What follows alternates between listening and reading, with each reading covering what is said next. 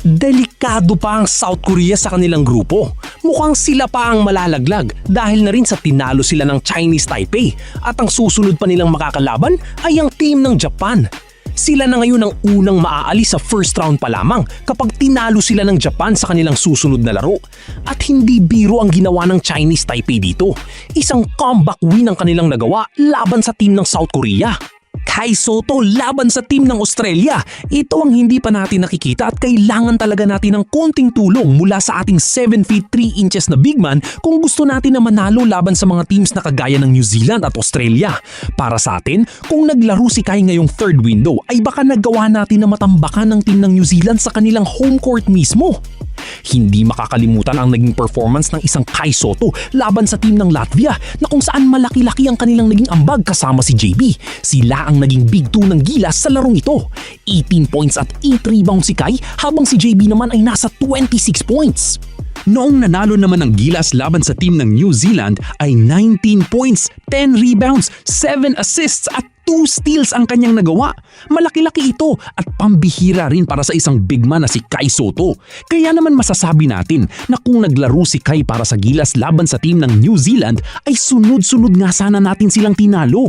Ang kagandahan naman sa hindi paglalaro ni Kai Sotto para sa Gilas team ay nagbigay daan ito para sa ibang players na maipakita ang kanilang galing. In a good way, nakatulong ito para sa improvement ng Gilas. Nagkaroon ng playing time ang ibang Gilas players na hindi nga gaanong nabibigyan ng playing time kapag naglalaro si Kai. At kita naman natin, marami pala tayong options na pwedeng isali o idagdag kapag naglalaro si Kai para sa Gilas.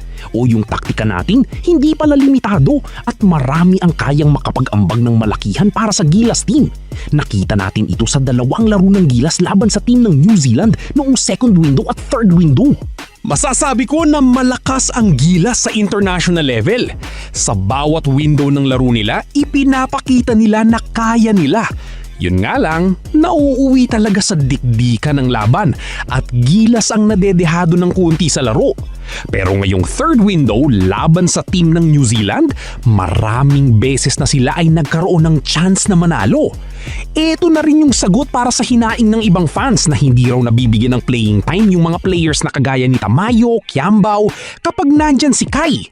Ngayon, solid na playing time ang naibibigay sa kanila at kahit natalo nga muntikan pa rin makuha natin ang panalo.